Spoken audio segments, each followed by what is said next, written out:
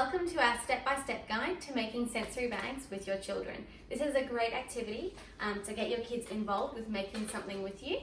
They can help you choose what goes in, they can help you make it, and then they get to use it afterwards as well, which is really great for your child's sense of independence and autonomy, and gives them a real sense of purpose when they play with something that they've made themselves.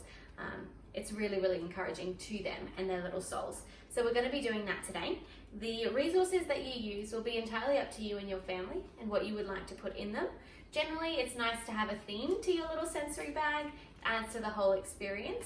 The one that we're going to be making today is a snowscaped kind of frozen theme. So for ours and for every other bag that you make, you'll need obviously the Ziploc bag. You can choose a different size if you would like.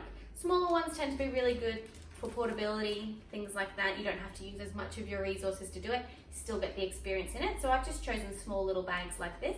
You will need some strong tape. You can use masking tape or electric tape just to tape around the edges. Just helps to make those edges stronger and prevent bursting when your kids are playing with it. But when your kids are playing with the bags, just make sure you are supervising them in case one of them with some wear and tear does burst. When that happens, just clean up and throw it away. You can make more if you'd like. You'll also need some resources to mix into your sensory bag if you would like. So that could be glitter, sequins, pom poms, little buttons, anything that's kind of small, doesn't take up too much space, and also doesn't have sharp edges so it won't pierce the bag or hurt them when they're playing with it. And you can use googly eyes as well. So I actually have previously made a monster themed one with some googly eyes, which we'll show you at the end. And for inside, you'll need some gel, a decent amount of gel to fill your bag. You can accompany it with some other liquids as well. We're going to put a little bit of oil in ours as well. It kind of just helps with the sensory experience. Mix it all together in a bowl, pop it in the bag. So let's get started. We're going to start with ours by getting it ready with some gel. Now I just have some cheap hair gel here. I'm just going to pop it into my bowl. Pop all of it in. I'm going to use a scoop to just try and get as much of that out as possible. Perfect.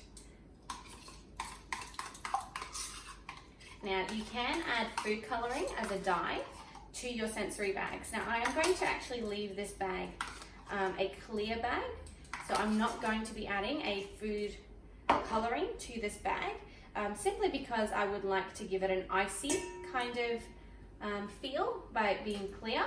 Now it's completely and entirely up to you if you would like to do that. Otherwise you can add some coloring in and it just themes the color of your bag. Now, we've gotten messy, it's a great start. Perfect. So I just have my gel in my bag here. Now I am going to add some glitter to my gel.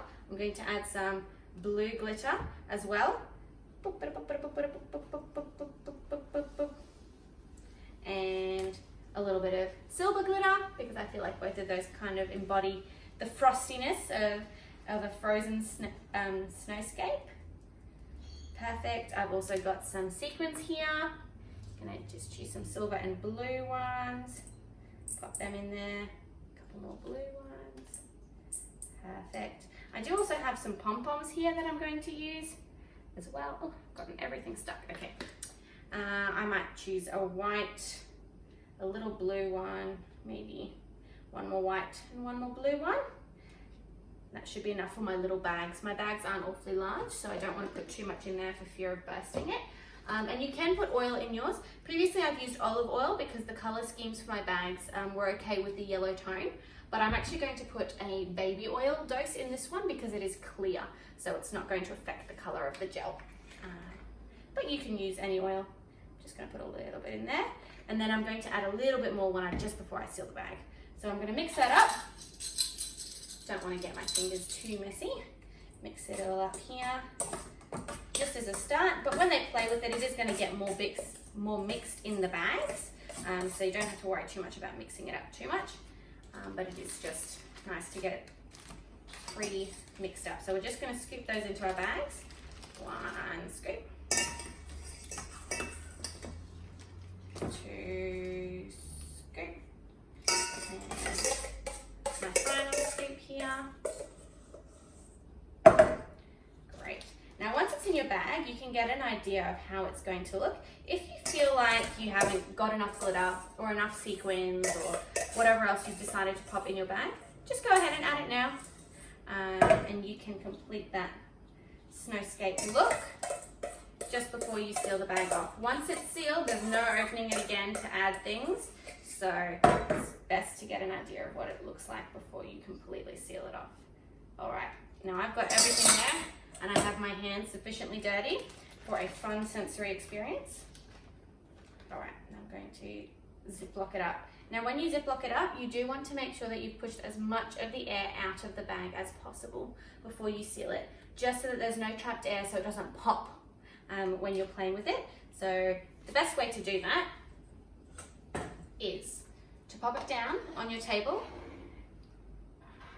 and squeeze the gel down to one end first. So just squeeze it all down to the bottom of the bag, trying to let any of the air that's down the bottom there kind of come up to the top, and then squeeze your gel down to kind of get rid of any of those air bubbles. So it's just going to need a little bit of maneuvering to get that air out. There we go. Pop it down so we can see down the bottom there. It's just filled with my gel, my pom-poms, my glitter. There's not really any bubbles down the bottom. All my air is at the top here.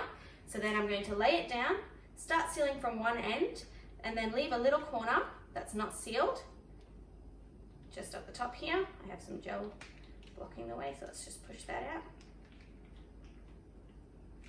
Beautiful. So I've got one corner here that's not sealed, and then I'm just going to push beside my gel as close as I can and try and get all that air up into that corner and out. Now it will make a bit of mess because you'll probably get a little bit of gel coming out, which is fine, but at least all that air is gone. Perfect. So messy table, messy fingers, it's the way to do these things. So that's all sealed up now. Now you'll need to give it a wipe before you tape it, or the tape won't stick to it. So I'm not going to do this one now, I'll have to wipe it beforehand. But what I will do is I will show you some of the ones that we've already made. So we decided together that we were going to make a lava one. So this one I added a bit more oil than gel, so it's really liquidy and flowy. The kids have loved watching the liquid kind of flow through the different grooves in the plastic when you hold it. It's got some glitter and sequins. And then we've got a monster one. Now this is my personal favorite. It's got little googly eyes, it's green, it's got glitter, and we've taped around the edges. So you just need to make sure that you're taping all the way around all four edges, nice and tight. And that just stops those edges from bursting open when they squeeze. But when you play with them, they are so much fun. And they are hours of entertainment. You can do a search for what you've hidden inside the gel. You get to just experience the sensory feeling of having the squishy gel, maybe some of the harder objects. And in this one we've got some green pom-poms, and they're kind of an in-between squishy, and it's lots of fun. So you can make as many of these as you'd like, as many of them as you have resources for, all sorts of different colors, and they're great. They're great to take up time at home, they're great to do together and create as a family, and then they're great to use afterwards. So we hope you've enjoyed this guide. We hope you make some of your own. If you do make some really fun ones, please let us know. Share some videos and pictures and things like that. We'd love to see what amazing combinations you've come up with. The world and your imagination is your oyster when it comes to sensory bags. So enjoy it, and thanks for watching. Bye.